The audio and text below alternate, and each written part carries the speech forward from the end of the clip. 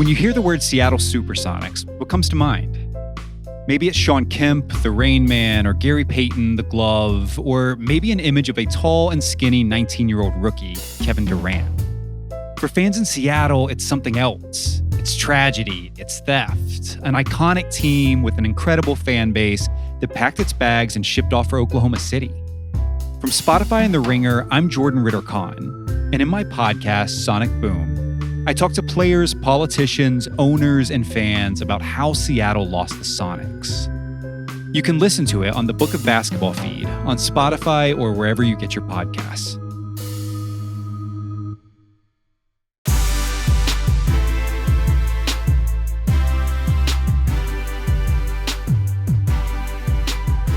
Welcome to the Ringer Fantasy Football Show. My name is Danny Heifetz, and I'm joined by Danny Kelly and Craig Horlbeck. And today, we are going over all the things that happened since the last time we recorded an episode. We are going to have episodes every week during the season. Since the last time we spoke, Derek Carr has retired. Bill Belichick's girlfriend is banned from the UNC Chapel Hill campus and competing for Miss Maine.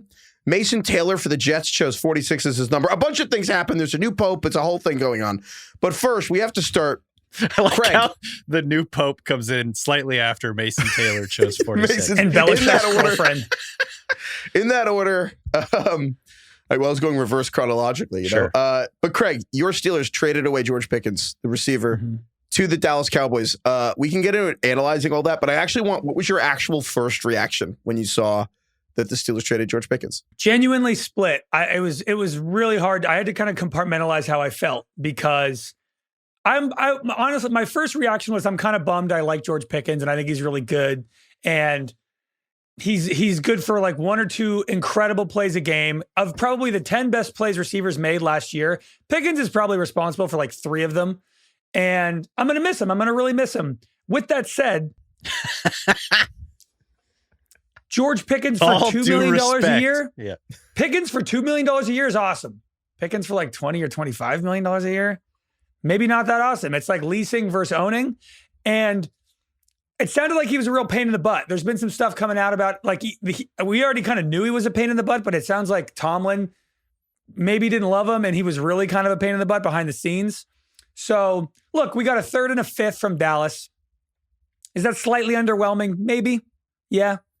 But I think what Pittsburgh is doing, if I can give them that credit, because it seems like honestly they're pretty directionless, but it seems like they're gearing up for the 2026 draft. They have 12 picks now as it stands, which is more picks than any team had in this year's draft. They have 12 heading into next season.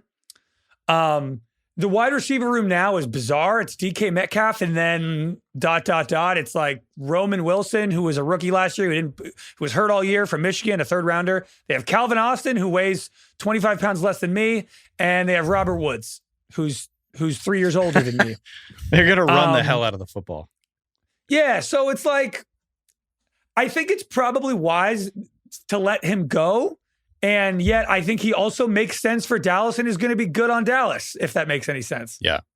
This feels like one of those rare trades of the rare situation where a team is trading away a guy that they don't like because he's a pain in the ass, but then that guy is still going to go on and have a good career. You know what I mean? Like most of the time when a team gives up on a player, like that's kind of the end of it. We see it all the time. Especially the Steelers. Right. And I think in this case, I'm actually really excited about what Pickens can do in Dallas. I think he's the perfect fit for them. He's the perfect complement to CeeDee Lamb. And I think Dak Prescott is established enough and there's enough leadership in that locker room to just kind of massage some of the issues that he might have in terms of just being a little bit unpredictable, loose cannon.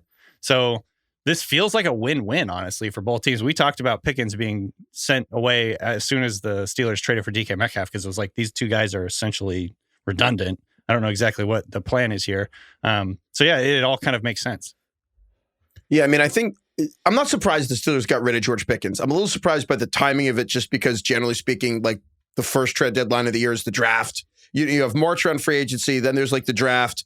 And then at that point, things don't happen by the draft because teams want picks for this year. It usually gets done in like August or the trade deadline. So you don't really see a ton of trades in May like this. So that surprised me. But once they had Metcalf, Pickens' contract's up at the end of the season. So I think the Steelers are looking at it as if we didn't re-sign George Pickens, they would get a 3rd round compensatory pick in like 2027.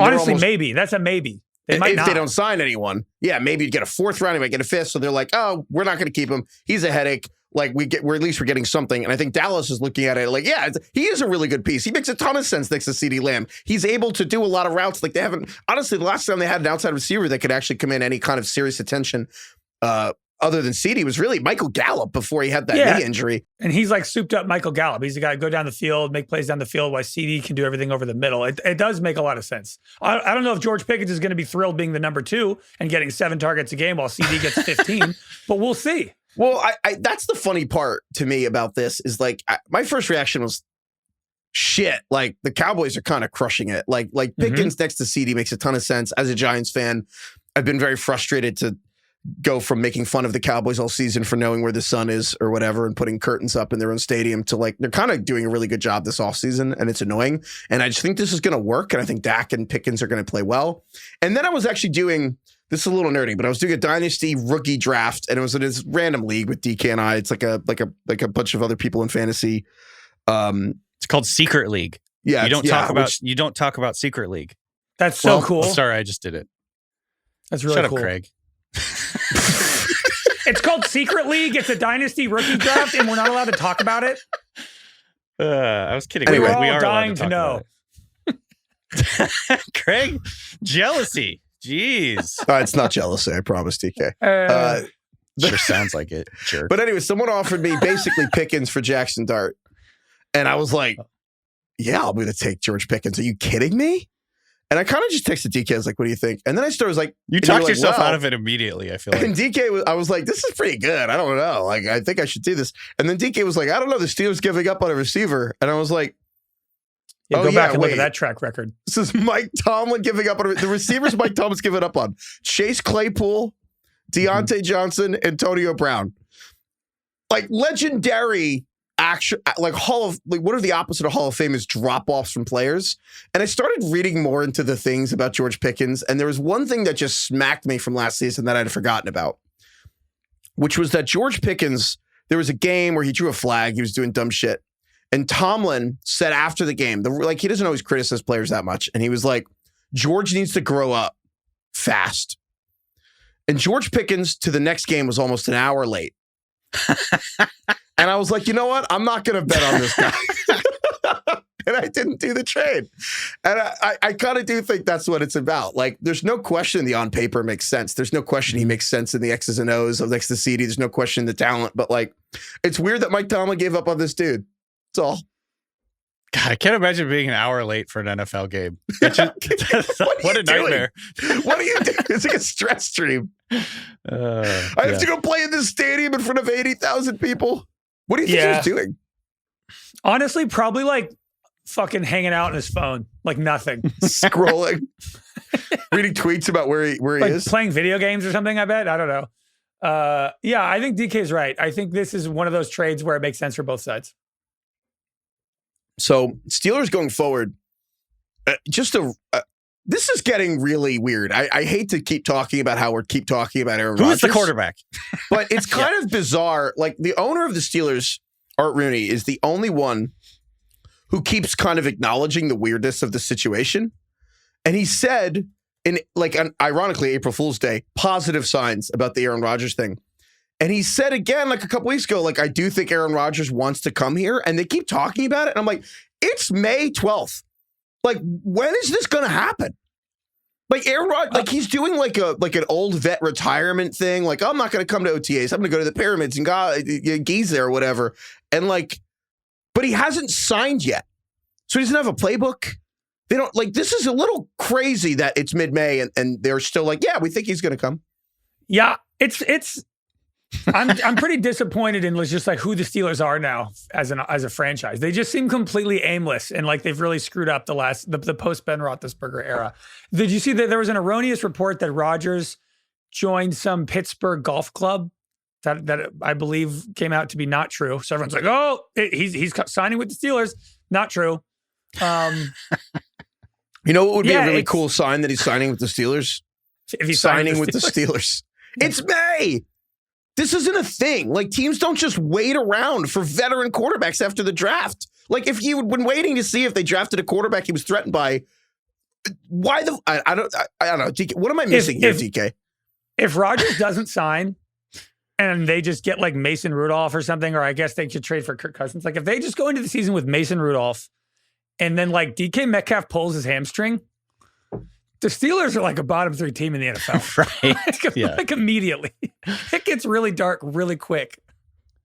Heifetz, to answer your question, I don't know. I don't know what's holding up everything. I imagine it's Occam's razor is he just doesn't want to go to practice yet and start doing all that shit. And he just wants to spend more time, it's with self-reflection and self-discovery. If he didn't want to go to practice, you'd think he would sign and be like, I'm not coming to practice. Because then he could at least have a fucking playbook to study. I genuinely am at the point. They probably gave him a playbook already. I was going to say, he probably has the playbook. Do you think? You think they gave it to him? I don't know. At this point, you probably would sneak it to him, right? It's kind of insane to think that this guy who has such... I guess where I'm at is like, I actually don't know. Maybe he genuinely doesn't know where it's like figured out by now. I actually kind of wonder if everyone expects him to sign with the Steelers and that's why he doesn't want to do it. He doesn't want to do this thing everyone kind of knows he's going to do. Right. He wants to be unpredictable. He doesn't want to be predictable. He is an enigma after all. So hard to figure out this guy. That was the name of his documentary, by the way, in case you didn't. Which neither of you watched. You're correct. How dare you? How about this? I'll watch it when he signs with the fucking Steelers. Get that documentary's name out of your mouth, DK, until you watch it, right? I actually don't think I'll watch it when he signs. Okay. Craig, you still want Aaron Rodgers? Yeah. Desperately. I desperately want Aaron Rodgers. So sad. Somebody send him that clip. Pathetic. He'll sign. What else? What do I want instead? What's a better option? Nothing. You have no better options, but that's still sad. I want Aaron Rodgers, please, Aaron. Give him a free membership to that golf club. Or Craig is defending the Enigma documentary, saying he desperately wants Aaron Rodgers. It's a definition of down bad. I'm starting to get my questions about vaccines. I don't know. Oh my God. I just got a tattoo of a lion on my forearm. Yeah. We need to get you immunized against Aaron Rodgers. Explain to us all the meaning behind your tattoo later. Yeah. Oh, sorry, it's a wolf, actually. The other crazy thing that happened since we last did a show was Derek Carr just retired, which was weird. He was bullied into retirement. He was bullied into retirement. Yeah. Shout out. So Nick Underhill, who does the site NewOrleans.football, which is a awesome website. And if you're a Saints fan, I highly, highly recommend NewOrleans.football. Nick Underhill just reported that Derek Carr's retiring a few days ago. And then the Saints release I don't want to say it was not scramble, but the Saints released this unusually detailed statement about the Derek Carr retirement, which I'm going to read a lot of because it doesn't sound like other ones. This is the Saints being like, our quarterback retired. In late March, this is quoting, in late March, while ramping up his preparation for the 2025 season, Derek experienced pain in his right shoulder. It was his first time throwing a football at a significant volume since recovering from both a concussion and left hand injury sustained during play on December 8th, 2024, which is against the Giants, ironically. Derek immediately contacted the Saints medical team. Eventually, medical scans determined objectively that Derek sustained a labral tear and also had significant degenerative changes. Are they under oath? Medical. Why is it objectively? What a weird... Derek sustained objectively. This objectively is saying there's so much behind the word objectively. Basically, people were insinuating and or just straight out saying that he was just like he didn't want to play for the team anymore. And he's pretending to be hurt. He objectively is injured. All right. I can't never seen that. Super weird. Anyway, so that blah, blah, blah. They were determined Derek reputation, blah, blah, blah. A bunch of people figured out surgery was an option, jeopardizing his entire season, yet there was no guarantee Derek would return to the level of strength, function, and performance, blah, blah, blah, blah, blah. How old is he? 34. Fucking too young for these, too old and too young for all of this. So just to recap all that, the official line, like the public stance of the team and Derek Carr, like what we are supposed to believe, is that Derek Carr, functionally, the Saints exercised his contract for this year and paid him $40 million and agreed to pay him $40 million in March. And 2 weeks later, Derek Carr was like, oh no, I have a career-ending shoulder injury. I can't play football anymore. And then 2 weeks later, the vice president of the team, Mickey Loomis, who runs the team, was like, yeah, I don't really have any clarity on that, but it sounds bad. But I don't personally know. I ain't reading all that.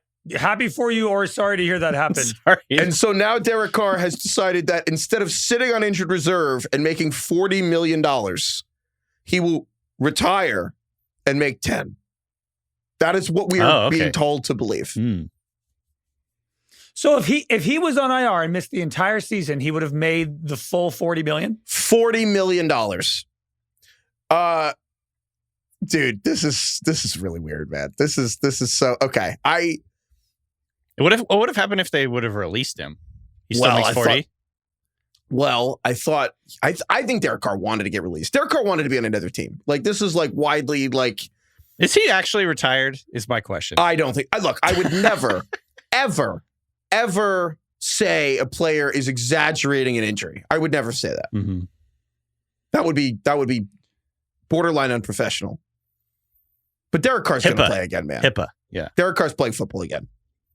Like this is like he just doesn't want to play for the Saints because that everyone in New Orleans hates him, and he hates them back. And I think my read on this situation, like I'm not playing hurt when everyone hates me. That's a good way to put it. Also, they just drafted my replacement. I know, with the caveat that I don't know what I'm talking about. My read on this is that Derek Carr was pissed that Dennis Allen got fired, and that Derek Carr has not wanted to be on the team. And he wanted to be traded in February. He wanted to be traded in March. And when they exercised his option in March, he was mad. And even after that, like he still wanted to be on another team. And then they took Tyler Shuck. And I think Derek Carr still wants to be on another team. And frankly, bailed the Saints' ass out because Mickey Loomis made a crazy decision to be like bringing him back for $40 million when Derek Carr played so poorly in the past is insane. And Derek Carr now is somehow bailing them out of the situation. But I don't really understand though. Couldn't if he just misses the entire year? It's like he's basically not even on the team. Why wouldn't he collect the $40 million to rehab the entire year and then go somewhere else next year? Why retire? I agree, Craig. Why would he retire? It doesn't make sense. But it's like, oh, he hated the Saints so bad. It's like, well, if you really hated the Saints, wouldn't you want to make them pay you $30 million more while rehabbing in New Orleans somewhere? Maybe he's retiring so that he can. I don't know how any of this works, to be totally clear, but. Maybe he's letting the Saints out of the $30 million or whatever that they owe him, and then they'll let him go play for another team. Yeah. Yeah, but DK, he objectively tore his labral.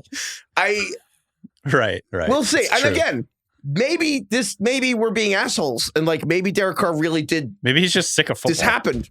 Yeah. But again, it's kind of insane to think that he just discovered his shoulder didn't work.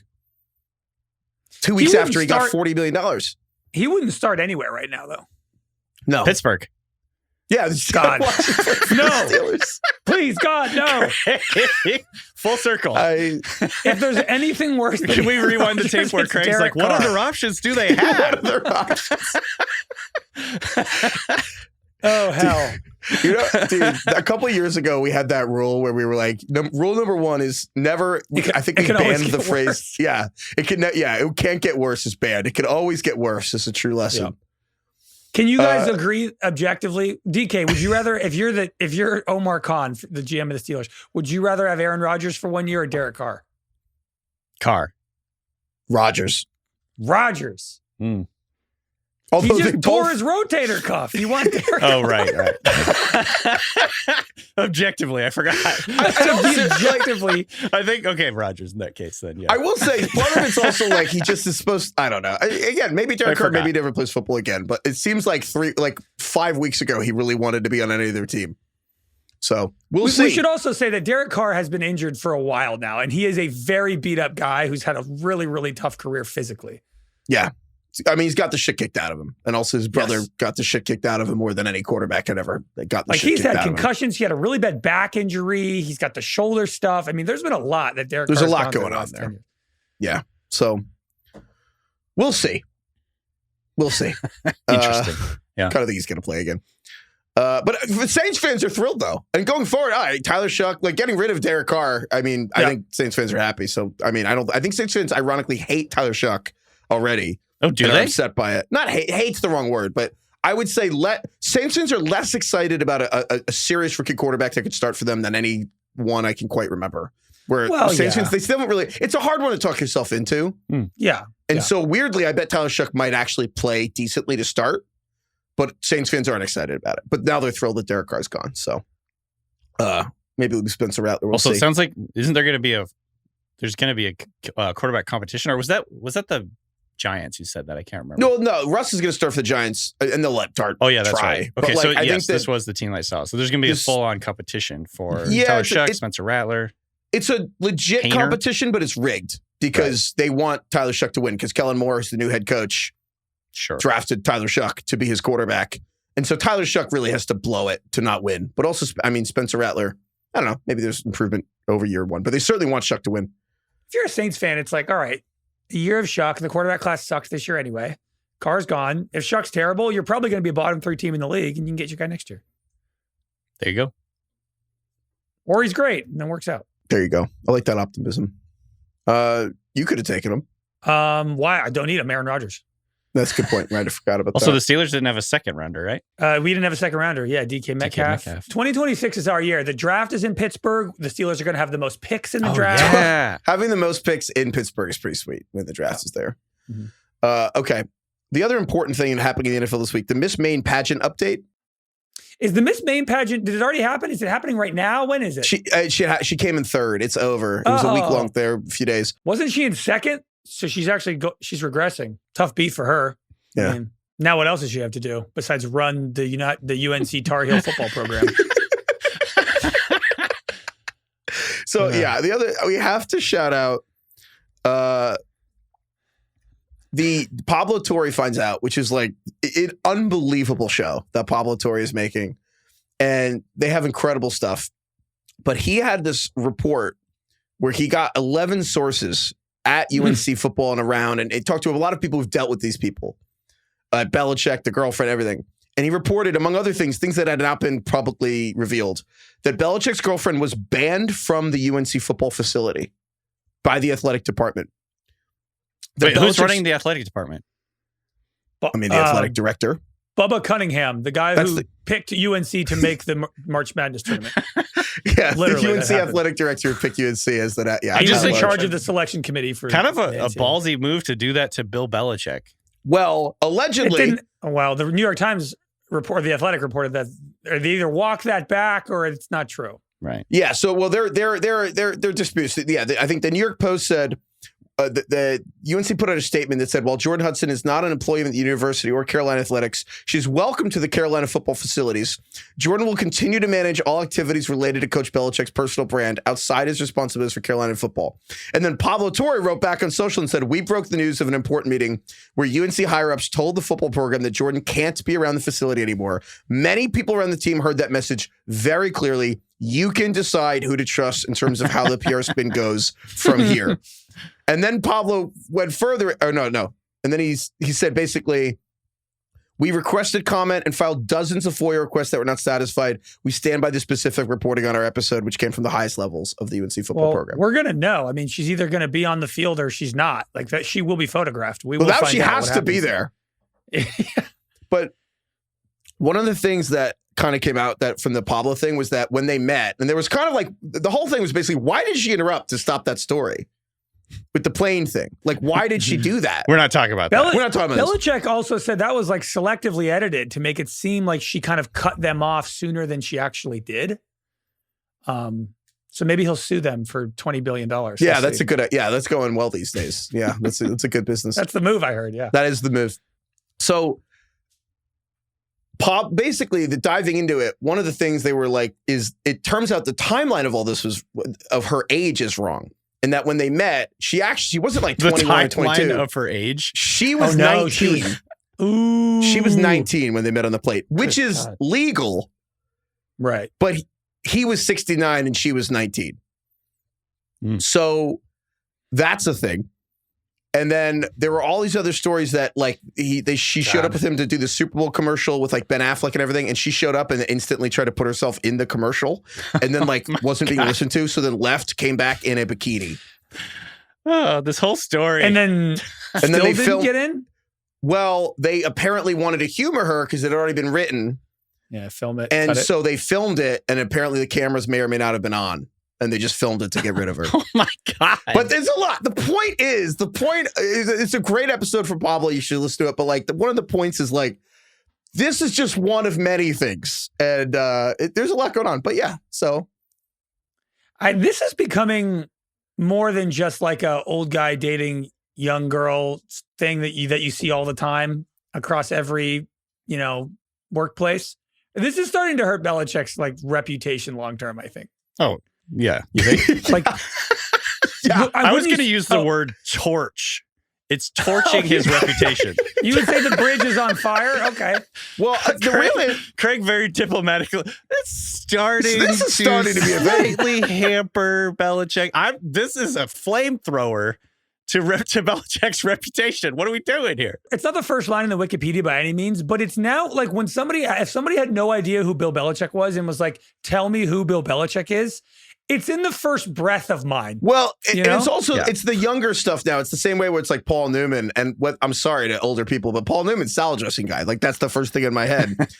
The younger generations are like, Bill Belichick. Yeah. Wasn't he the guy who met the girl when he was 50 years older then, and then she ran UNC football or whatever? Like that's what people are going to know. Also, apparently she helped kill Hard Knocks. She's one of the reasons the Hard Knocks thing at UNC didn't happen. Oh, that's interesting.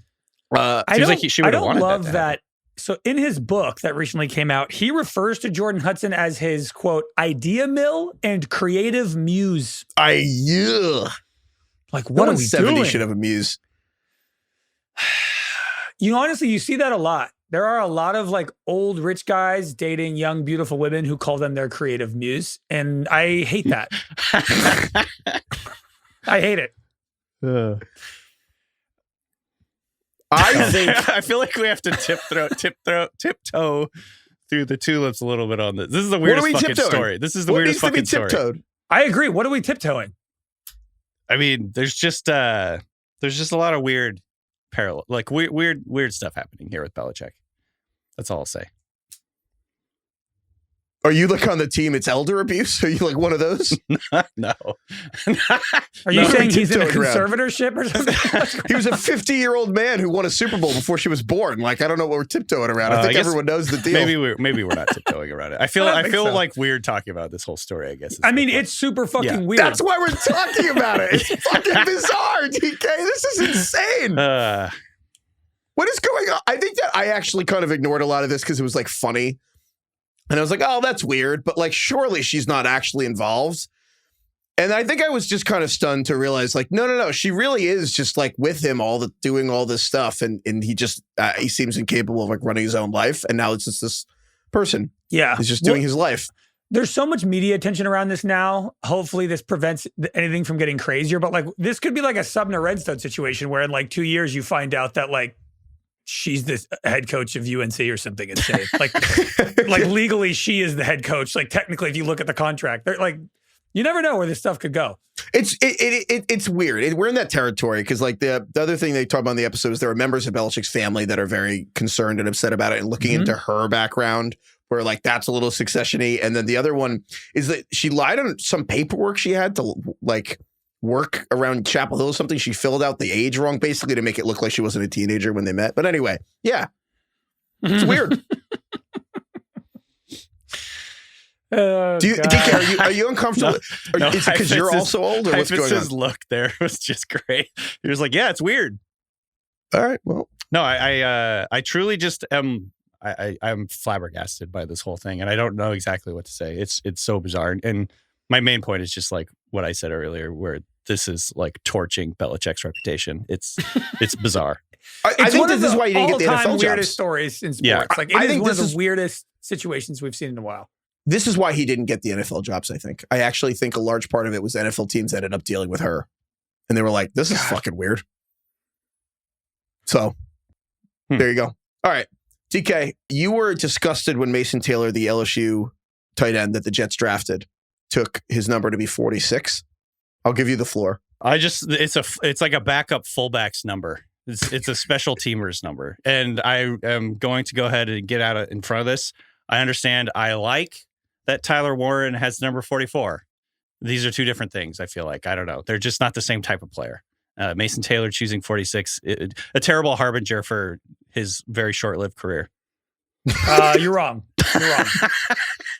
Okay. It's cool. It's a cool move. Actually, it's the opposite.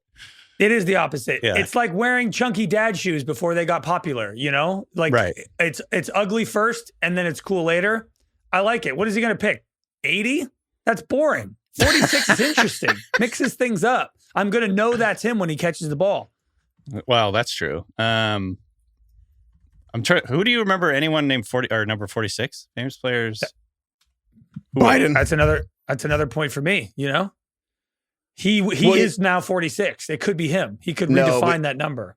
You know what I hate though? You know what I hate more than this is that a lot of these receivers, because I remember when receivers started taking numbers in the teens because they didn't want to be in the 80s anymore.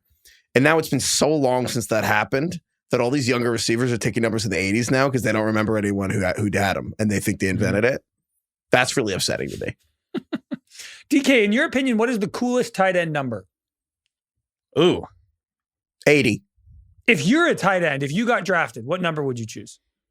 I think 80 is the best tight end number. I honestly don't know. Not 46. That's for sure. I think 46 would be the exact last number I would choose. That's why it's cool. He's right. 46 is a brutal number. Everything about it looks wrong. Kittle is 85 is pretty good. I feel like 85 has a long history of good tight ends. Also, what was Vernon Davis 85 on the Niners? Dude, I just Googled numbers. Just numbers. Numbers. Just Googled numbers. Yeah, Vernon Davis was 85. Yeah. Aesthetically, it's like a cool number, I guess. I was trying to remember. So I looked at the Hall of Fame, Craig, the Hall of Fame by number. The only Hall of Famer in history with the number 46 was a person named Lou Graza, who was a kicker, place kicker, and offensive tackle. So I think we should rank. What? His nickname, Craig, this is the best. His nickname was the Toe. He was an offensive tackle and a kicker? He was kicking with the toe thing, you know? What year are we talking here? Really long time ago. Let's see here. The Toe. Oh, yeah. Lou the Toe Graza. 1946 was his rookie year. Yep. He played until 67. Good God. His Wikipedia picture is a painting. I love that his name is the Toe. Let's start calling Mason Taylor the Toe. The funny thing is, it really is a painting. Yeah. Oh shit. He was in the Army. Is he the first and last tackle/kicker? Has anyone ever done that? Kicker, yeah. Probably. Lou and of the course Toe he went and fought the Nazis in the Pacific Theater. But I guess Of course. Damn, he died in 2000. Wow. While he was in the Army, he received a package from Paul Brown, the Ohio State football coach. It contained footballs and a contract for him to sign to play on a team Brown was coaching in the new All-American Football Conference. And then it became the Cleveland Browns, and then the war ended, and he got $500 a month. Did you guys know that the best place kicker in college football is called the Lou Graza Award? Oh, that's where I know his name from. Yeah, that's yes, because that's what I remember. Like Roberto Aguaya kept winning that thing. He's enshrined in the Hall of Fame with number 46, Craig. Honestly, Mason Taylor, no shot. He lives up to Lou Graza's legacy. Should we call Mason Taylor the Toe? That's what I already said. We should, absolutely. Oh, yeah, shit. That's a good idea. Mason Toller. That's good. Groza learned place kicking from his older brother, Frank, and they practiced by trying to kick footballs over telephone wires. Oh, guys, I have bad news. Uh-oh. They already changed his number. What? Oh, he is 85, Craig. He's 85 now. Oh my God. They changed his number. Manifest that? This is the name of the article. Jets already changed rookie's jersey number amid outrage over Reagan. He was 46 for like 2 days. Now he's number 85. That's fucking hilarious. If we could rank the 80 numbers, I think 80 and 85 are really high. That's cool that we actually chose organically incredible. His real number. So your bullying works. Fuck yeah. This is funny. I don't love that for all Mason. the Jets fans who already know, that's going to be a funny story. Yeah. Kind of stick to your guns here, Mason, you know? Yeah. Don't succumb to bullying. Craig is legit bummed. 46 was cool. It was the original. It was different. I like that. Do you think we could bully him to go back to 46? Let's try. Let's do it. Let's see if we can get it trending. I'll get Bill to mention it on the pod. Yeah, there we go. We'll go from there. So the other thing that happened while we were out was the Utah hockey team. It was called the Utah Hockey Club. Mm-hmm. Picked their name.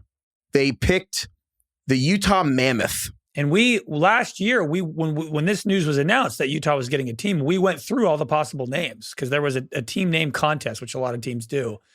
And I believe the names that we liked that they were considering were the Black Diamonds, the Blizzard. I think we liked the Outlaws, Mammoth. So it's the Utah Mammoth.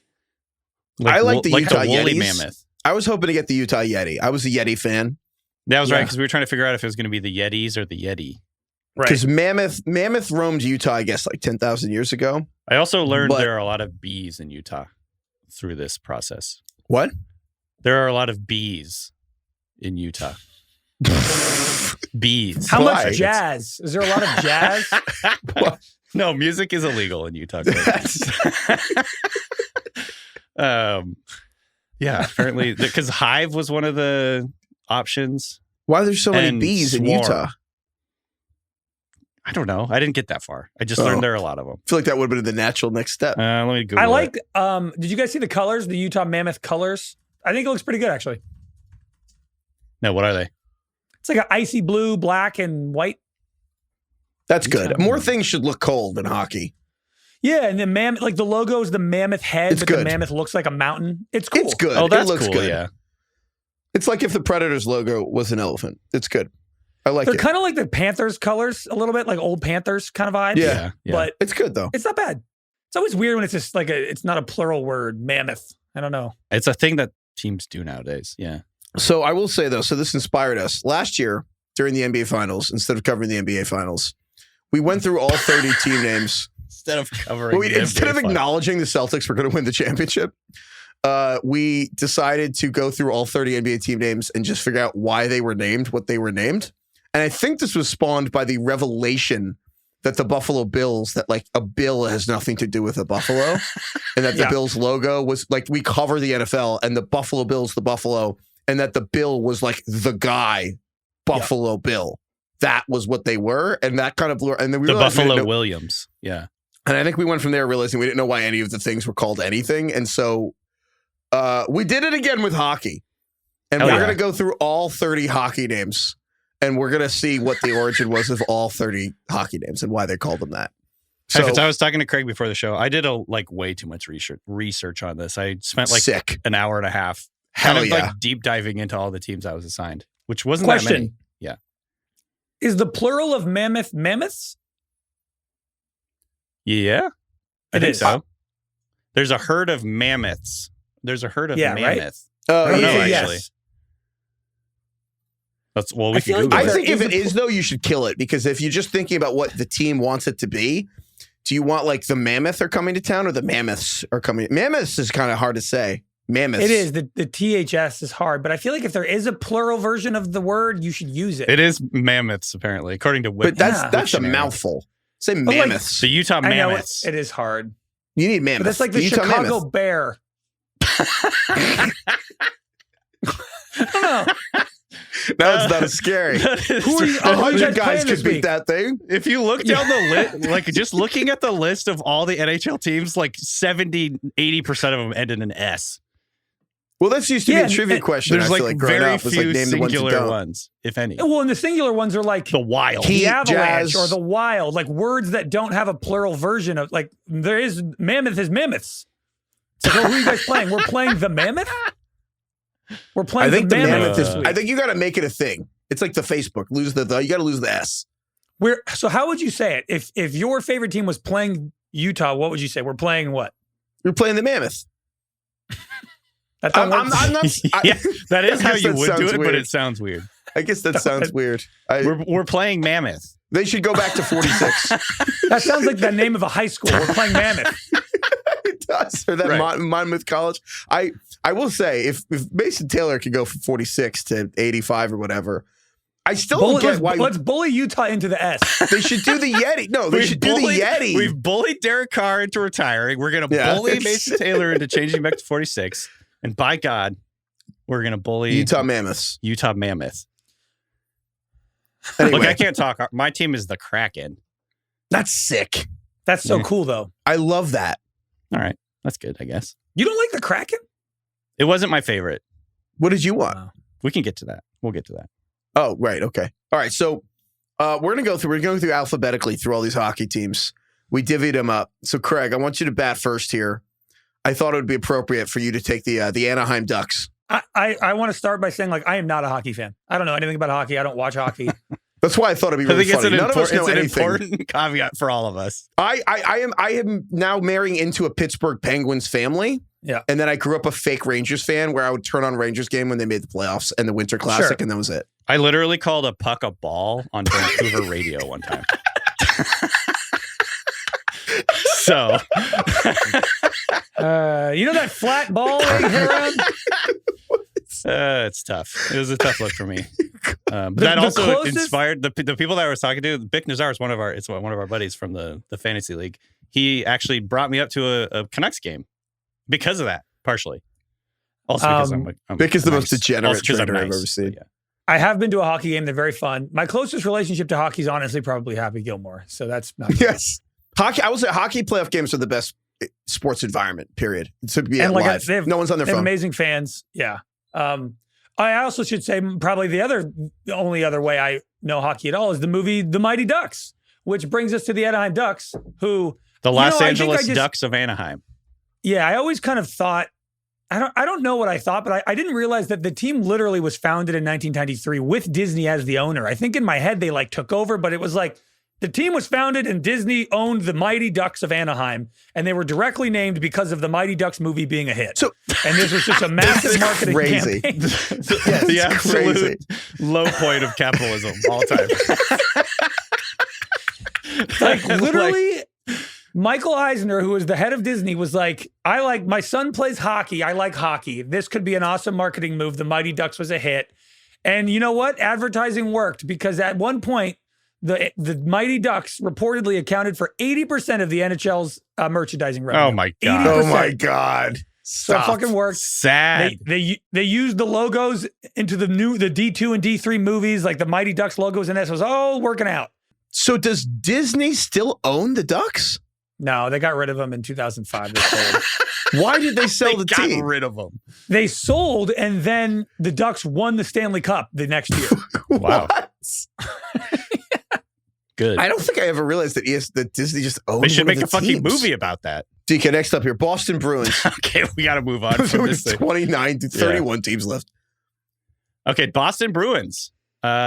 Bruins, for the record, is a old-timey term for bear. Originally, it's sometimes referred to as a Bruin. That comes from Middle English. So it's from a fairy tale or fable history of Reynard the Fox. That's where the word Bruin comes from. Apparently, they used to call bears Bruins, or it was an alternate name for bears. So that's why UCLA and Boston used Bruins. Let's see. They also have brown and yellow as their original colors. I thought you guys would appreciate this. The team's original colors, uniform colors, came from the fact that the owner owned First National Stores, which was a grocery store chain. And that was the corporate colors of First National Stores. Oh, wow. There wasn't a whole lot here on the Bruins. It's just kind of like a really old classic name. I actually kind of like it because you don't really see that word anywhere else. No, yeah, I agree. Yeah, it's nice. Yeah, some of these are much less interesting than others. Yeah, the Bruins were one of the original 6 NHL teams: the Red Wings, Blackhawks, Canadiens, Rangers, and Maple Leafs. So next up, I have the Buffalo Sabres, which real quick. What do you think a saber is? What do you think that is? Sword. Saber-toothed tiger is what I think of. Oh. I thought it was a saber-toothed tiger because the mascot's a saber-toothed tiger. It's what Dika said. They named it after the sword. A lot of times, really? a lot of times the mascot. I looked up all the mascots on here too, and the mascots are like really contradictory of what the team. Yes. Like it's very strange. It's what you think the name should mean. Right. Is the mascot. So Sabres joined 1970. It was the children of the family that owned Woolworths, another word I can't say, the store chain. They did a team naming contest, which included Buzzing Bees, the Flying Zeppelins, and the Mugwumps. Ooh, They would name them the Buffalo Mugwumps. A mugwump. What is that? I thought it was in Harry Potter or Roald Dahl. A mugwump is someone who it's the tree. toes the line and doesn't want to have an extreme opinion. It's really weird. It was like a political thing. Why would you be a mugwump? I don't fucking know. The Buffalo Mugwumps. That was seriously considered. Okay. And then the owner just chose the one he wanted anyway, which is a theme of a lot of these, where he wanted saber because he liked that you could carry a weapon from a leader and they were for offense and defense. And then so they named the team after a sword, and then the first coach they hired was named Punch. Ha! Wow. See, look, this is another great opportunity for my branding. Disney, lightsaber. Oh, that's Perfect opportunity. Lightsaber. No, Craig. All right, next up here, Craig, the Calgary Flames. They were originally the Atlanta Flames, and the name came from Tom Cousins, who is the owner of the Hawks as well, owned the Atlanta Flames. And this is probably one of the cooler, more historic references where it's like the opposite of just like, this sounds cool, saber. The Flames. Saber is like one of dodgeball, like the dodgeball names or whatever. Yeah. Laser. Saber. The Flames are named after the fire resulting from the March to the Sea in the American Civil War by General William Tecumseh Sherman, in which Atlanta was nearly destroyed. Wait, the March. What? It's called the March to the Sea. General Sherman captured the port of Savannah in 1864, and his forces followed a scorched earth policy, destroying military targets as well as industry, infrastructure, and civilian property, disrupting the Confederacy's economy and transportation networks. It completely debilitated the Confederacy and led to their eventual surrender. So it's this guy pretty named the awesome. Atlanta team the Flames? I was going to say, so Sherman burned Atlanta, and they were like, let's name the hockey team that. As we get another northern sport coming down to the South. Well, it was to take down the Confederacy. That's, yeah. I know he burned Atlanta. I just can't believe they named the hockey team that. Remember when your city was burned to the ground? Well, I think all the other teams already had names. Did he salt the fields? Yes. All the other Atlanta teams had names. That is so Anyway, funny. so then it moved to Calgary? Then it moved to Calgary 4 years later in 1980. And then fun facts, so the mascot is named Harvey the Hound. It's a dog. He's the first mascot ever in the NHL. And their rival, Calgary's rival is the Oilers.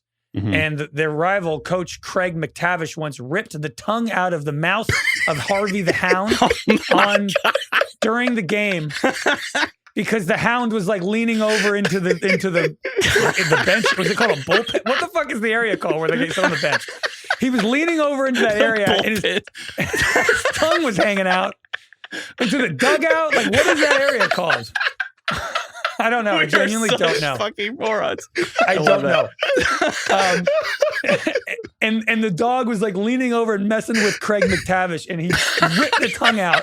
And then Harvey the Hound later in the game came out with an even longer tongue. Oh my God, I love Canadians. Backup tongue. Dude, researching this, the hockey traditions are just better than every other sport. They're just better. Hockey's an amazing sport. I got to get into hockey. Sick. It's just the last thing I do. Oh my God. He came out with a long, they just had an extra tongue. He came back with a ridiculously long tongue, down to his feet. Did it open his mouth and it roll out? Yeah, it fruit roll-ups out of his mouth. And then his eyes went wah, wah, wah, wah. Yeah, Aruga.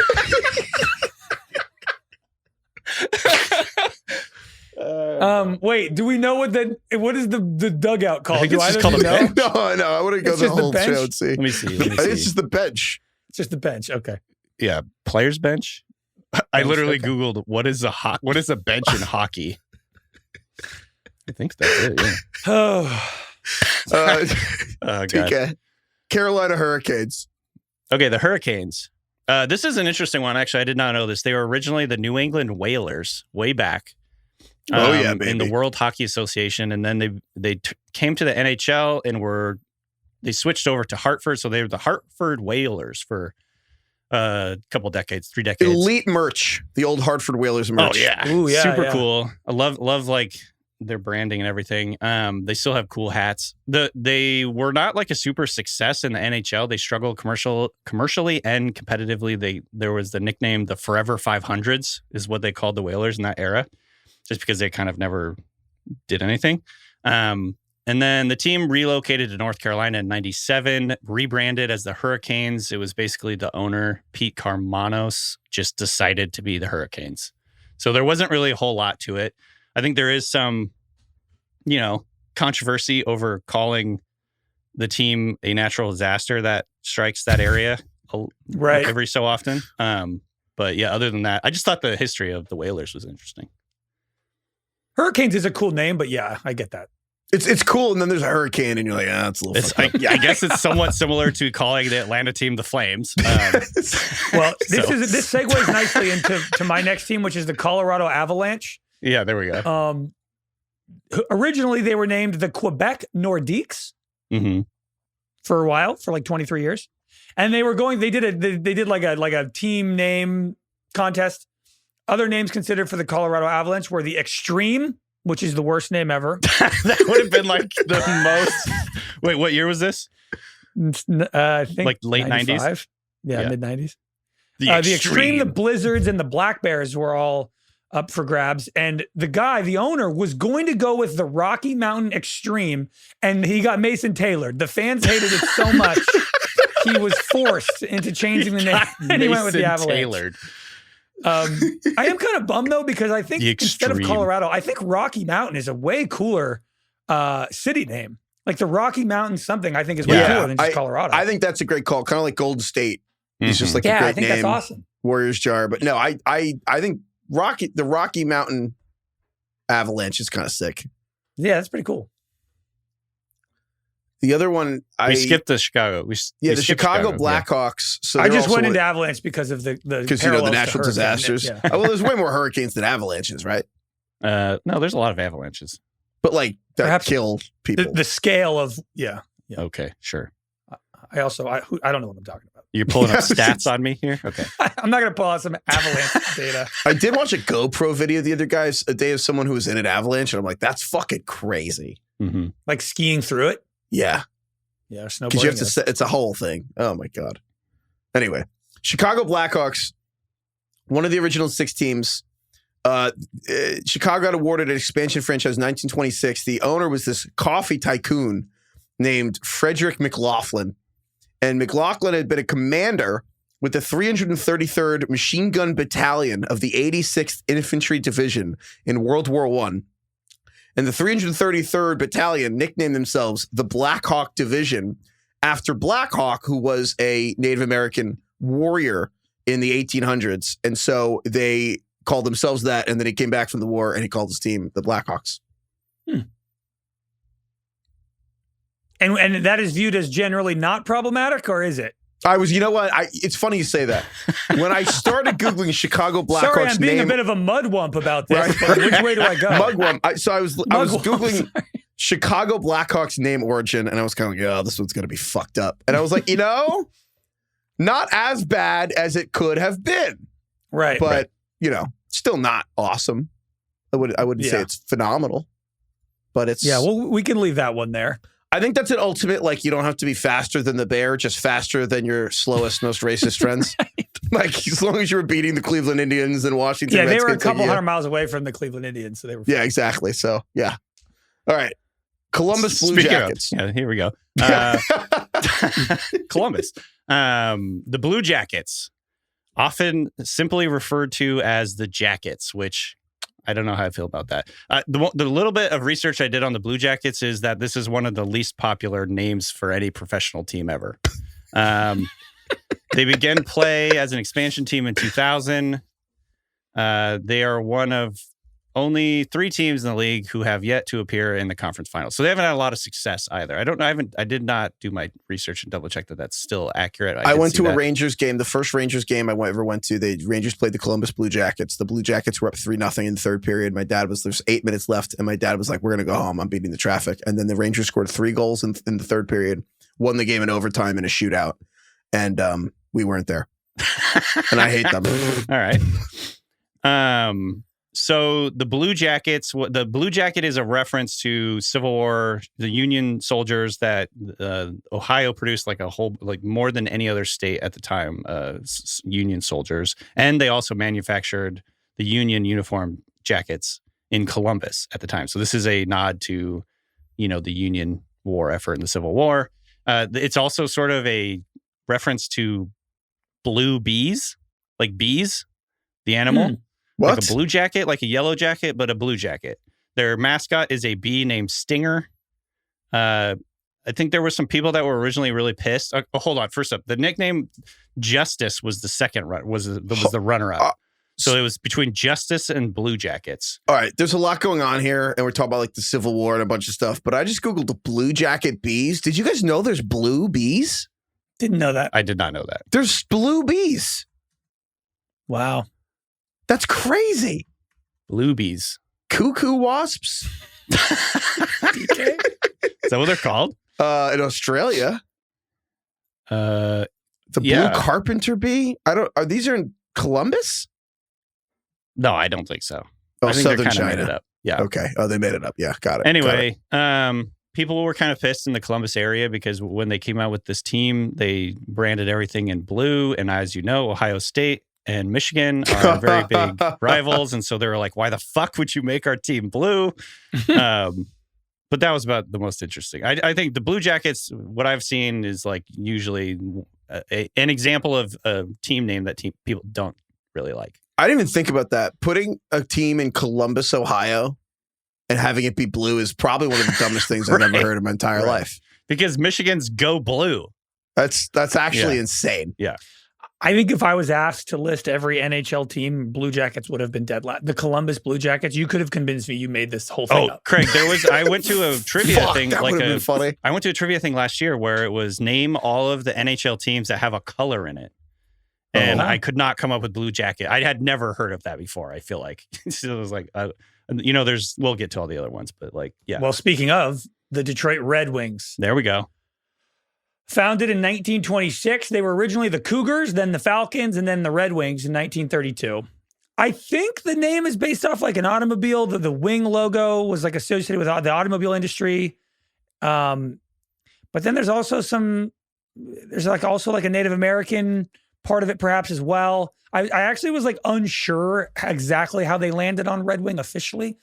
So I don't want to make any declarative statements. So I'm sure we'll get emails. So let us know. But okay. So we got no closer to the truth here. Well, it's something perhaps to do with either or both of those things. However, the more interesting part about the Detroit Red Wings is this tradition they have called the Legend of the Octopus. Yeah. Are you familiar with this? No. It's epic. You don't know about this, TK? No. So it's a playoff tradition where an octopus is thrown onto the surface of the ice for good luck before the game. Alive or dead? Dead. I'm pretty sure it's dead. Pretty sure it's dead. I'm almost positive. But so this started in the 50s during the playoffs. Also, this is way more famous than the Seattle fish toss. Just going to throw that out there. Like infinitely more famous. Just putting it out there. Infinitely more famous. Okay. Yeah. Is that right? I didn't even know that. In 1952, the owner of a fish market named Pete Cusimano, elite name, threw one from the stands onto the ice, and like the 8 legs are symbolic of the 8 playoff wins it took at the time to win a Stanley Cup. And then he did that and they won. They won the Stanley Cup after that. So now it is a thing where you throw octopi onto the ice. And it's like a whole thing. The NHL has tried to. The NHL has tried to eliminate the tradition, but it's still going. In a 1995 game, fans threw 36 octopi onto the ice, including one that weighed 38 pounds. It's pretty an elite. It's an elite tradition. It's probably one of the cooler, more nuts ones I've ever heard in sports. Right up there with like the jumping on the fire tables with Buffalo. What do you think are like the logistics of smuggling an octopus into a crowd? If anyone listening has smuggled an octopus into or knows someone who did, email us at ringerfantasyfootball@gmail.com. I want to know the logistics of how you smuggle an octopus into a Detroit Red Wings game. And I think they've fallen into some like agreement now where like so now there's an honorary octopus tosser. Like a guy will swing the octopus like near the Zamboni entrance so they can like quickly clean it up, I think. Okay. This is just one of those things though where it's like AI could never. You know what I mean? Never in a million years. Never in a million years. Well, a funny thing with AI is if you kind of just if you just type into Google like any random assortment of words and just put meaning, it'll make up a reason for that being a saying. Oh, really? Yeah. So you could literally, literally make up like octopus, whatever, like octopus and tortoise. Okay, type in, can you do it? Can we do it live right now? Yeah, I'll do it right now. Okay, type in octopus, Josh Palmer, peanut butter. Josh Palmer, peanut butter. And I'm going to put it in quotes. Oh, it didn't work this time. They fixed the bug. They fucking fixed it. That's too bad. They got to it. Gemini is so back. Damn. Shit, Gemini got me. Gemini's embarrassing me in front of all my friends. Is Gemini a post-type sleeper for $20? Next one, Dallas Stars. This was actually sick. It was the Minnesota North Stars. Oh. And they moved to Dallas. It got and they were like, drop the North. And it just that one worked out really well. The Timberlake thing. The goddamn flag. It was pretty great. So I don't know what I assumed. I think I assumed something about Cowboys. I also assumed Cowboys or the state flag, and they were just like, damn, didn't that work out? Now, I don't understand what the logistics, the financials are of having a hockey team in Minnesota and not being able to pull that off. Why weren't they the Lone Stars? Dude, they should have been the Lone Stars. Like patented or whatever. Yeah. Well, there's a beer patented, Lone Star. No, there's a beer named Lone Star. Right. Which is the best motto of any company. Which is? What is it? National Beer of Texas. That is awesome. All right. Next up, the Edmonton Oilers. Yeah. The original Edmonton owner, Wild Bill Hunter, named it. And it was basically just a reference to the blue collar. Alberta was really big in oil production, still is. In fact, I saw that according to their website, the Alberta website, the province has the world's third largest oil reserves behind only Venezuela and Saudi Arabia. So there you go, the Oilers. They were originally the Alberta Oilers, then they turned into the Edmonton Oilers. Like Craig said, the Calgary team is the Flames are their big rivals, the two teams in that. Oil and Flames province. Is going at it. Ooh, that's good. Ooh, nice. I'm sure we were the first ones to think of that. Yeah. Yeah, there wasn't a whole lot here. The name was originally the Edmonton Oil Kings from the 1950s to 1960s. And then they went from oil. Well, damn. Oil Kings doesn't sound so blue collar, yeah. No. Wild Bill Hunter. Next one, the Florida Panthers, which this one's funny because the same one Craig was talking about earlier with the Anaheim Ducks being just like owned by Disney. They were introduced in the same day as the expansion franchise as the Florida Panthers. And so Disney was all like, we're going to just name this team after our business. And Wayne Nzinga, who was the guy who owned the Florida Panthers, was like, I bet I'm the Blockbuster guy. We're going to call them the Florida Blockbusters. Dude. He wanted to name them that. And he wanted the colors to be the blue and yellow Blockbuster colors. It's not the worst corporate name I've ever heard. Right. There's perhaps something to that, but is that quietly like an all-time what if for the history of Hollywood? Is that like an undiscussed? Would Blockbuster have made it and prevented Netflix's rise if Wayne Nzinga just called them the fucking Florida Blockbusters? They would have figured out streaming in the internet. Right. Does Hollywood move to Florida? Who knows? I just looked up the etymology of Blockbuster, by the way, and it was a huge bomb developed in World War II that could blow up an entire block. Which is, I don't know, somehow cool, I guess. So maybe that would have played. Who knows? Yeah. Next up, Los Angeles Kings. There's not a lot here. The guy basically I kind of like because the Kings. he just honestly was like, King sounds cool. It's just like, Royalty. that isn't taken yet? That's crazy. Yeah. You're like looking around like, what? Yes. No one grabbed this? That's like honestly kind of it. Yeah. It sounds like a fake gang in Grand Theft Auto. Yeah, like their mascot's like a 6-foot lion named Bailey. It's Why kind of wouldn't you have whatever. a king? Do you think it's weird that the Kings, like in hierarchy, are officially and unambiguously higher ranked than the Golden Knights? Like that's the other team that's the Las Vegas team. They're just a higher rank. Like you guys are the Commanders. We went with the Generals, so we're more badass. Does that strike you as weird or no? Is that just me? Well, you're not reacting at all. I mean, there's a hockey team named after bees. Why did they choose All Golden right, Knights? They chose Golden Knights, honestly, for similar reasons where, there's like a military aspect to it. The name Knight is an homage to the Black Knights of the United States Military Academy, which is the owner's alma mater. And then because the Knights were the epitome of the warrior class was how he thought of it. And then he wanted golden just because, the number one Vegas. precious metal. Yeah. And he just kind of liked the look of Number that. one precious metal. I'm quoting him. He said the number one precious metal. That's The what he number said? one. Yeah. Also, Nevada is like, I think, one of the largest producing states of gold in the U.S. Minnesota Wild? They were founded once the North Stars left in Minnesota in 1967. The original names, these were the 6 finalists to come down for the Wild. Sorry, no, not 1967. This is 1993. That's when the North Stars left. The Freeze, the Northern Lights, the Blue Ox, the White Bears, the Voyagers in French, not Voyager. So it'd be like a Frenchified Voyagers, and Wild. Those were that's what they could come up with. It kind of chose the worst Can one. you name? I think all of them suck. Yeah, I agree. Also, why would you call them white bears?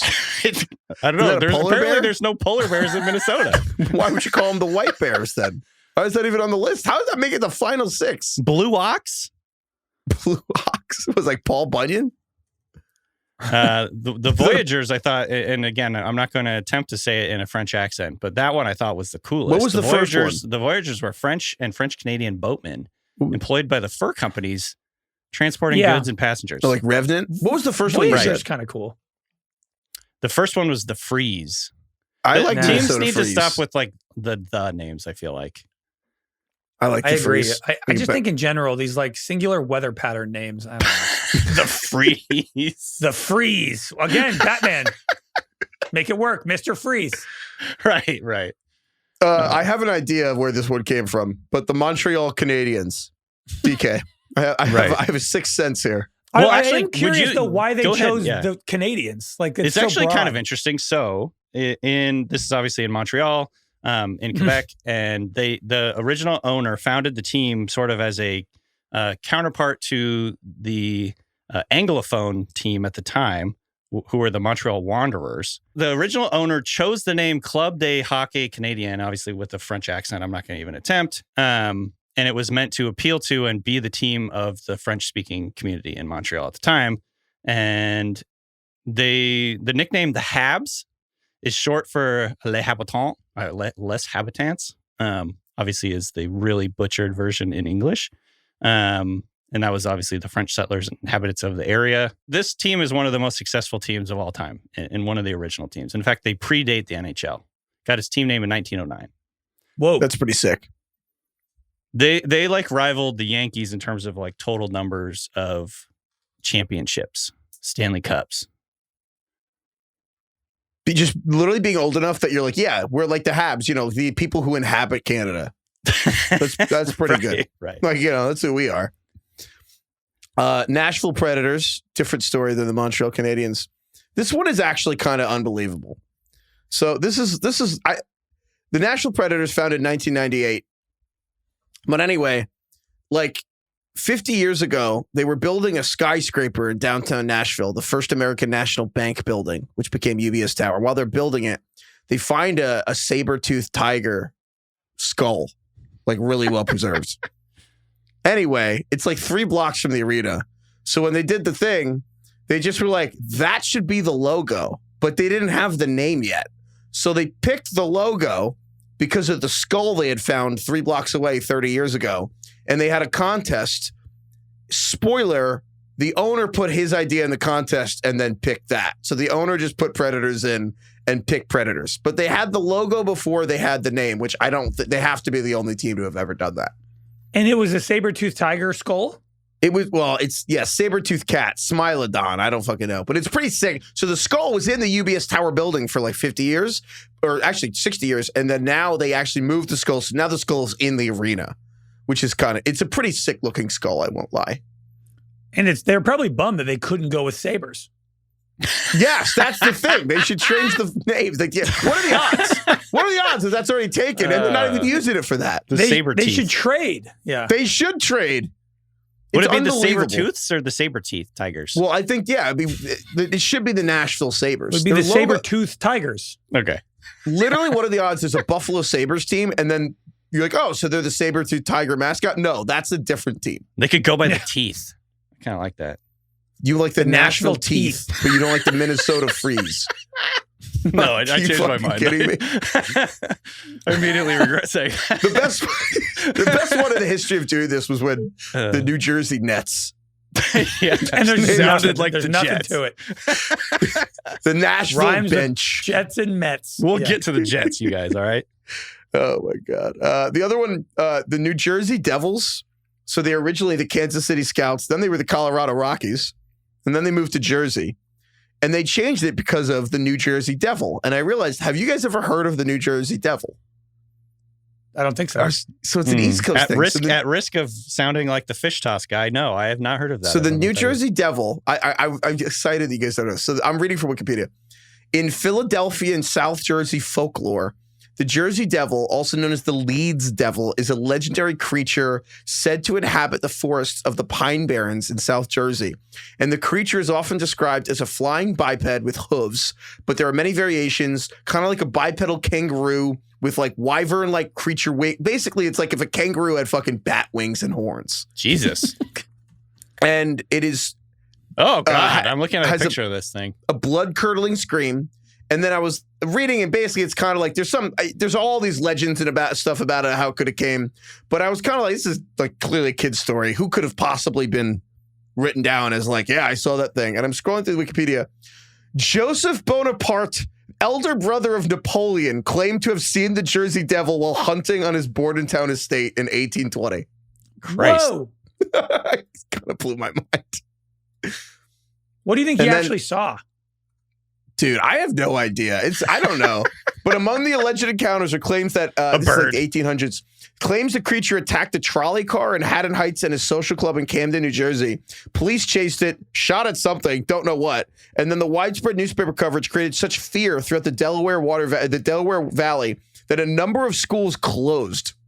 This is so much cooler than Devil. what I thought it was. Yeah. Which is just the Devils. I honestly love the New Jersey Devils branding. I think it looks cool. Like their hats and stuff are cool. Yeah, it's pretty sweet. I also learned at what point they were going to try to move the Jersey Devils to Nashville, and it's like, what are you doing? But yeah. Wow. Pretty sweet. Were they the Red Devils at any point, or is it just the Devils? No. You think Arizona State Sun Devils? I don't know. You thinking of the Devil Rays? Devil Rays. Became the Rays? I don't know. Imagine taking devil out of your name. I agree. Why do they do that? It's sick. No, so devil. All right. The other one, Craig, the New York Islanders. This one's pretty boring. There's not a lot to it. Islanders, Long Island. That's kind of it. Not very creative. They call them the Isles. People thought they were going to be the Long Island Ducks after the Eastern Hockey League team that played in the 50s and 60s. I got to say, just in general, the Ducks really outshot their coverage. Like the duck as the animal. We got a lot of ducks going on. Anaheim Ducks, the Oregon Ducks. I just would have never guessed that. For being like a peaceful animal that floats around and flies around and whatnot. And ducks could have been chickens, right? Like you'd think duck would eat more duck. It's crazy that ducks are like a luxury food, right? They're just sitting around all day. I know. It's like there's no chickens as mascots. There's no roosters, duck. This is Somehow like they the don't story work. of how Ben Franklin wanted the national mascot of the United States to be the turkey. It's a bad call. And they were like, "Phew, the eagle. Come on. The bald eagle. Way better. Way more badass." Yeah, Islanders kind of suck. That's New not York a bad Rangers. name, though. I like the name, but yeah. The Rangers. So the New York Rangers story. So the Rangers are also one of the original 6. This one's also pretty simple. The original owner of the Rangers was this guy named Tex. So people just started calling him God damn it. Texas Rangers. That's it. That's it. That's it. People were like, Texas Rangers. And he's like, I like that. God. And their original logo was like a crest with a horse and a cowboy riding a horse, waving a hockey stick. Picture that, a cowboy holding a hockey stick. And then it lasted, they got Mason tailored. It lasted like a month. And they're like, why don't we just spell Rangers? And that's their logo for like 100 years. Ottawa Senators, DK. Yeah. Oh my God. Is this just because Ottawa's the capital of Canada? Right. It Sucks. originally named because Ottawa was Canada's capital city, home to the federal institutions such as the Senate. Hence, Ottawa Senators. The team was originally the Senators, dating back all the way to 1883. But they only played in the NHL until 1934, and then they left for St. Louis.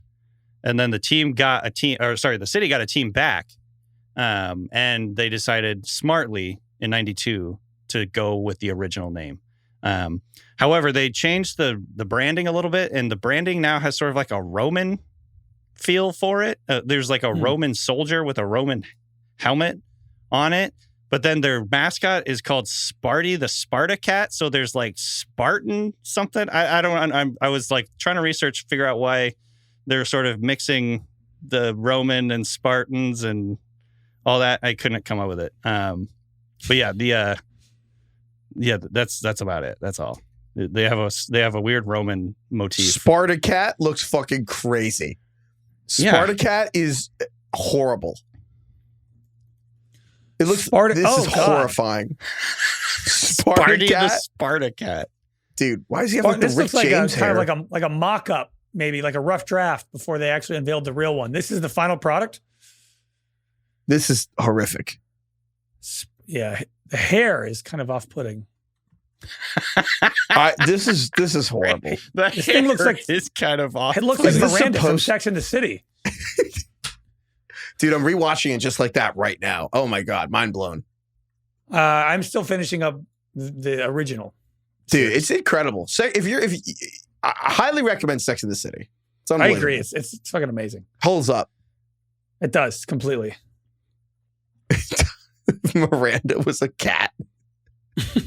Does this not look like Miranda? It does look like Miranda. Oh my God. Steve, yeah, we'll find a Steve. Anyway, yeah, that's just insane. What's lamer, the Ottawa Senators or the Washington Capitals? It is. What's lamer, Ottawa Senators or Washington Capitals? This is the same story with the Caps. Yeah. They're both pretty boring. Washington Capitals is like up there with the Islanders. It's like, that's I get the it. capital. Yeah. That's about it. This one I don't actually know the story. Craig, Philadelphia Flyers? Get ready to be disappointed. It is. They like Cowboys. There was going to be a name contest, and then the owner's sister was like, "Hey, I just left dinner. You know what name popped in my head that sounds kind of cool? Flyer." And he was like, "That is cool. Let's go with that."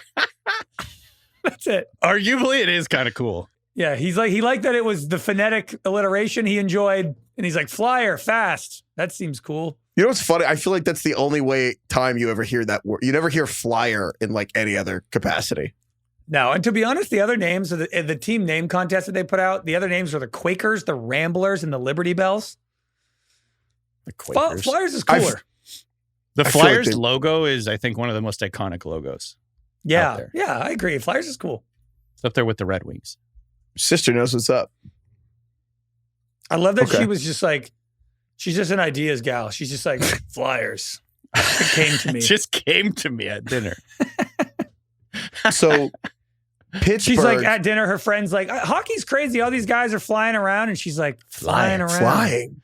I like that. They are flying around. What year They're was this, Craig? flying around.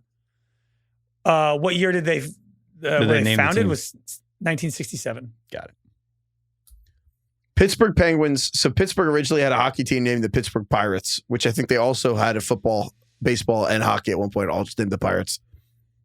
But so they had a contest, and then 700 people put Penguins down because that was also the nickname for Youngstown State University.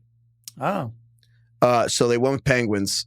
Honestly, I like Penguins. Penguins is cool. I think Penguins is a sick name. They also had a sick arena. The old Penguins arena was called the Igloo, which is pretty sick. Yeah. Mm. I mostly want to use this, though, to give a shout out to Mario Lemieux, who I think has the most insane story ever. But if you don't know hockey, you might not know it. But Mario Lemieux won 3 MVPs, led the league in scoring 6 times. And kind of like toward the end of his prime, he gets Hodgkin's disease. So like cancer in the middle of the 1993 season. And he leaves in the middle of January for radiation. Comes back in March. I'm going to read from this thing on his website. Morning of March 2nd, 1993, Mario finished his last radiation treatment, took a plane to Philadelphia, scored a goal and an assist against the Flyers. Like that day he ended treatment. Picks up where he left off. They go on a 17-game winning streak, finish with the best regular season record, and then he wins the MVP. Wow. Damn. That's unbelievable. So that's insane. But the crazier part is then he's inducted to the Hall of Fame a few years later, and then the team is going to relocate and move out of Pittsburgh.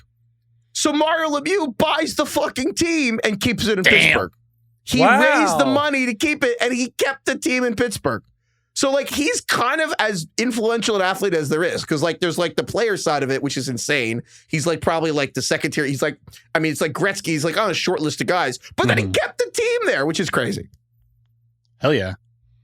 You think Penguins is, like, up there as a very cool team and a very cool, like, branding around everything, but for one of the, like, least frightening animals ever imagined? It's similar to the duck, where it's like it's cool and the branding is cool, but it's like a duck. Like, So how imagine is a being penguin? afraid of a penguin. A Usually on non-frightening, land. As you say non-threatening it, animal. I think duck, part of it, you know what duck is going for? It. Duck's a great word to say. Mm-hmm. I was thinking Duck about is this close to fuck. I was thinking about this with the Pope. Good one, Pope DK. is an incredible word. Thanks. Just Pope? feels good to say, doesn't it? Duck. Pope. Say Pope. Say duck. You ever had a Pope? bad time saying the word Pope? Pope. It's incredibly satisfying to say the word Pope. It's okay. close to poop. There you go, Craig. Yeah. You're right on. Pope. Anyway. San Jose Sharks, TK. All right.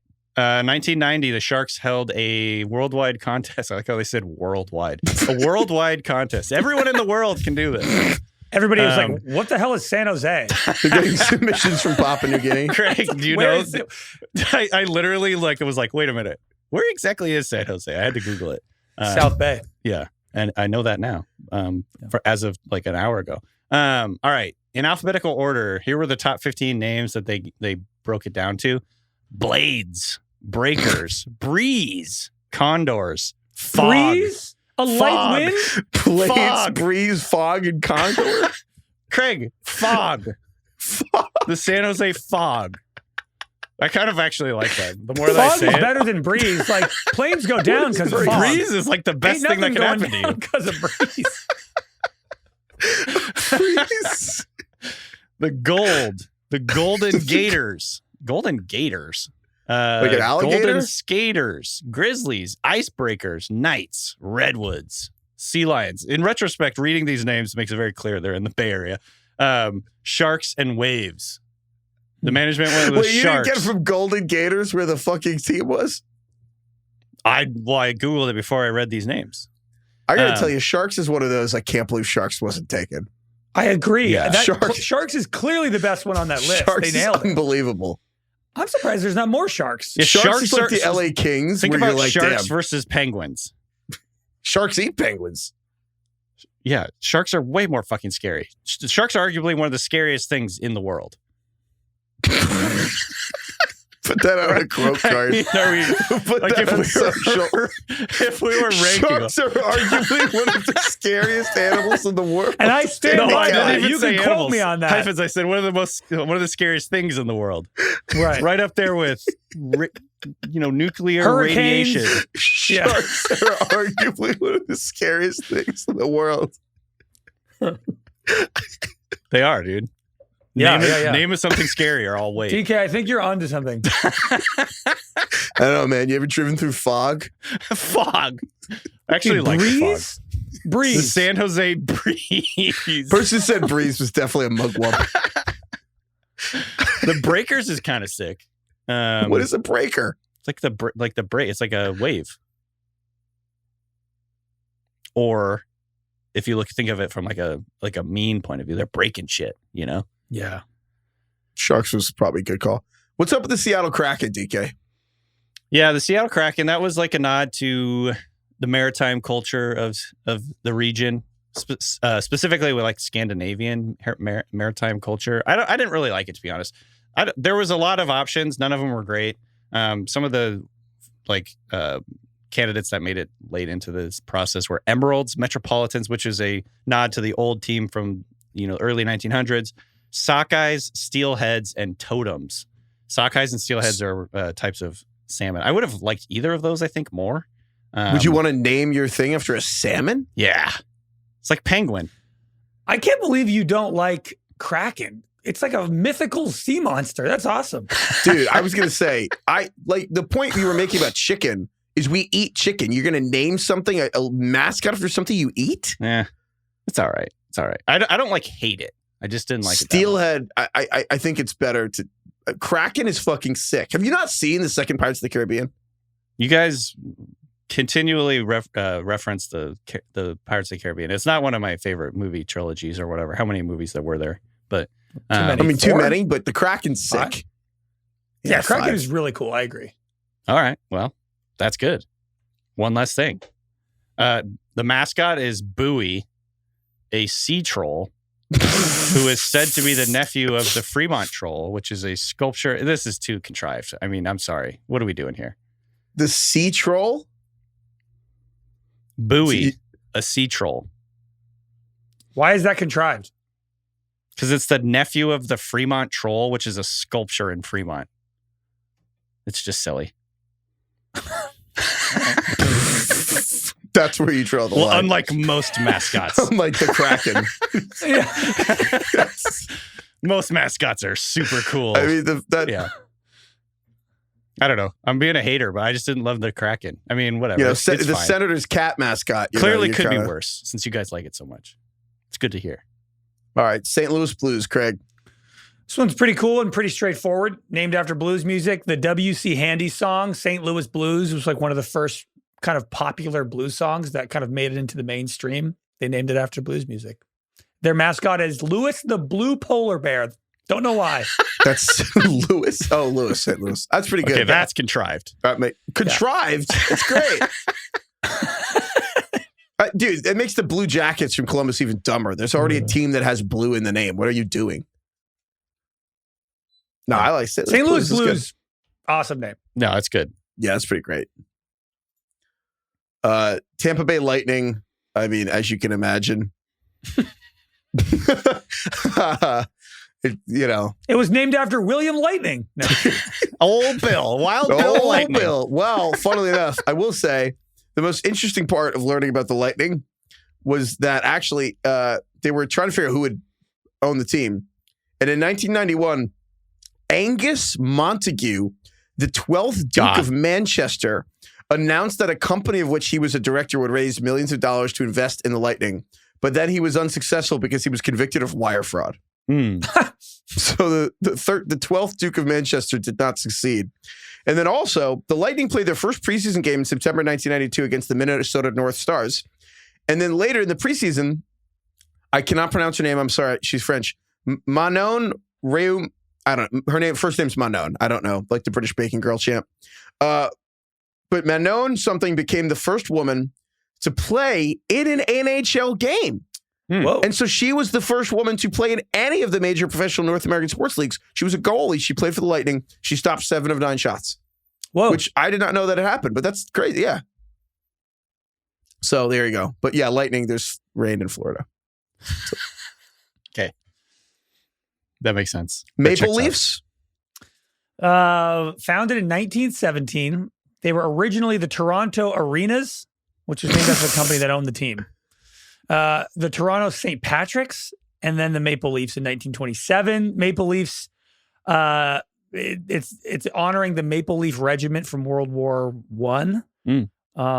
Is it also on the Canadian flag? It's also on the Canadian flag. Their mascot is Carlton the Bear. A lot of bears in hockey. A lot of bears. Yeah. I think I'm realizing the mascots are for children. Yes. And I'll get into that. I actually have something on that with my next team. The Golden Knights? Yeah, Golden Knights. So their mascot is a Gila monster. Gila. What? Gila. Gila. Gila. Isn't that monster. where isn't that the one where they got the It's a venomous snake. Not a snake. It's I don't think Vegas. it's a snake. It's a lizard. It's a lizard. It's not a snake. Oh, And sorry. it's also, I'm pretty sure it's pronounced Venomous Gila. lizard. Oh, Gila. Yeah, the Wow. Gila monster. Well, the Gila monster is where, Craig, inspiration for the yellow-bellied snakes and hulls. But the other legacy. Is it really? You're talking about the yellow spotted lizards. Yes, but this is where Ozempic comes from, is the Gila monster. All the GLP-1 drugs are from the Gila monster. Whoa. I didn't know that. It's a great episode. Derek Thompson did a great episode on it, Plain English. Shout out Derek. But the Gila monster has... Well, whatever. I'll shut the fuck up. Did not know it was Gila. Greg interrupts. Sorry. It's like Anyway. teaching us about science and Greg. I thought he was finished. Keep going. No, it was That was perfect. boring. I think you're more about the Bears. Oh, that was good. No, really. Continue, please. No, basically, it's I hope it interrupts me. The Gila monster is one of those things where it's one of those animals that could go like a year without eating. And so they were like, how does it do that? And then they found out that they could it was actually really easy to pull like the genes. I don't know. But they were able to take something in the Gila monster, but like they took the part of the Gila monster that gives it that ability. And that is what GLP-1 drugs are. It just comes from this random That's lizard. fascinating. That is fascinating. And now now that company is worth like $1 trillion. So anyway, the Golden Knights didn't want the mascot to be a knight because the owner felt that they were not kid friendly. So he instead chose the Gila monster. Okay. Famously friendly to children. Lizards. The monster. Yeah. Okay. The only venomous lizard native to the United States. The monster is more kid friendly than knights.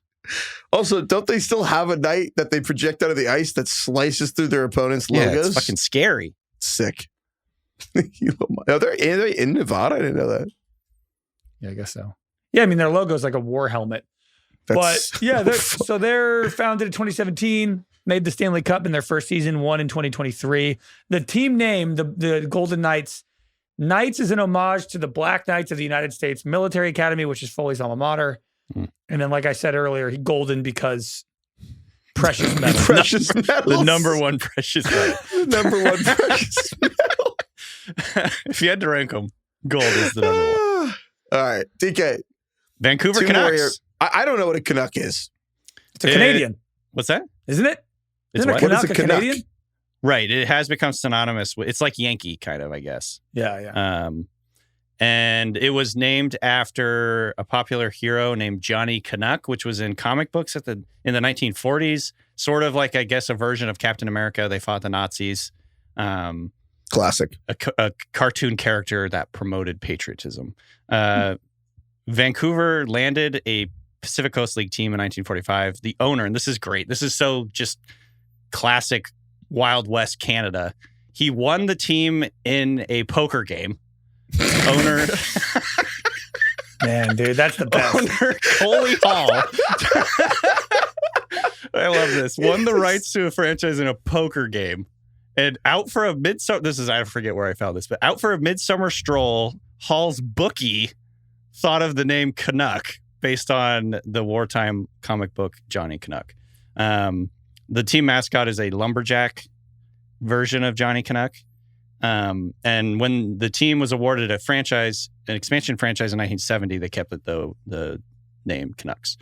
I thought it was interesting too, and this is just coming from someone who like when we were growing up, it was like we were told not to really call Canadians Canucks. It's kind of a derogatory word, depending on sort of the context that you use it in. I think it's, again, similar to like if a Southern person calls someone a Yankee, that's like derogatory. Right. But anyways, according to dictionary.com, the term Canuck is perceived as insulting when used by non-Canadians or when referring specifically to French Canadians. But it's sort of like a, obviously Canadians have adopted it as a complimentary term or whatever. Can you imagine if you're like, yeah, my great grandfather owned the Vancouver Canucks and he lost them in a fucking poker game? Dude, well, it wasn't the actual NHL team that he won. It was like a minor league team. But still. Also, their logo's an orca now. Yeah, it's an anthropomorphic. How do you say that word? Anthropomorphic killer whale named Finn. Oh. Killer whale, another. Like that's an easy mascot waiting right there. That team name. Killer Seattle should have done the Seattle killer whales. All right, Winnipeg Jets, GK. The original Jets from the old days moved from Winnipeg to Arizona, became the Coyotes. The now Winnipeg Jets moved to Winnipeg from Atlanta in 2011. The name comes from Winnipeg has been the home to the Royal Canadian Air Force Base, since 25. There was an article on NHL that said that the team owner just was a fan of the New York Jets. So he named his hockey team after the NFL squad, which I don't know if that's true or not. But that is kind of a sad reason to name them the Jets. Also, is anything that's man. The the mascot for the Jets is Mickey Moose. Mickey Moose. Why wouldn't the mascot be a fucking plane? Don't know. Imagine naming your team after planes and then not having it be a fucking plane. Also, the Jets aren't the Jets just named that because they were near LaGuardia Airport and then someone else was like, I'm also going to name it. But Winnipeg's nowhere near LaGuardia. He liked the Jets. That's crazy. The Jets are one of those teams where if I was to go through and try and name all the NHL teams just based on memory, prior to doing this, of course, I would never in a million years be able to come up with the Winnipeg Jets. Like that name just does not feel like a hockey name whatsoever. Feels like a Premier League soccer team. Yeah. I would never have remembered that there's a team called the Jets. I'm still 20% dubious that the Columbus Blue Jackets are not real. Right. And that this is an elaborate prank orchestrated by you guys. We'll have to do this one year for soccer. We'll do this one year for the Premier League teams, and we'll definitely write a fake one in and see if Craig can guess which one of them was fake. We still have, so we've done what? NBA and NHL. We haven't done baseball, yeah. Did we do football? No. What did we only did NBA, right? Yeah, we just did the NBA. NHL now. NHL. MLB could be funny. Oh my God. Okay. But we got a head start with the Angels. Yes. Right. Owned by Disney. It's crazy. All right. Thank you for listening. We are going to have episodes every week all summer. And I think that's it. Yeah, right? Mm-hmm. Cool. All right. Thank you, DK. Thank you, Craig. Thank you, Kai. Thank you, Carlos. Thank you, Austin. Thank you for listening. Wade Zinga, I'm sorry you couldn't name the Miami Blockbusters. I'm sorry to you on that one. Thank you, Lord. Lord. Thank you, Elton John. Nice. I was just thinking the Benny and the Jets song. Nice. Benny and the Jets. I went to his concert in Pittsburgh, and he starts the concert with that. It's an incredible one to open a concert with. He's like, Benny! It's the only thing I can say. Oh, yeah. That song gets kind of annoying after a while. Benny! For like 3 minutes. I saw some skit about it, like how the song as it goes along starts to get really obnoxious. There's no way to end it. I feel that way about the Bill Withers song "Lovely Day." Yeah. It just fucking goes on and on and on. Shut the fuck up, Bill. I'm like, you're ruining my lovely day with this song.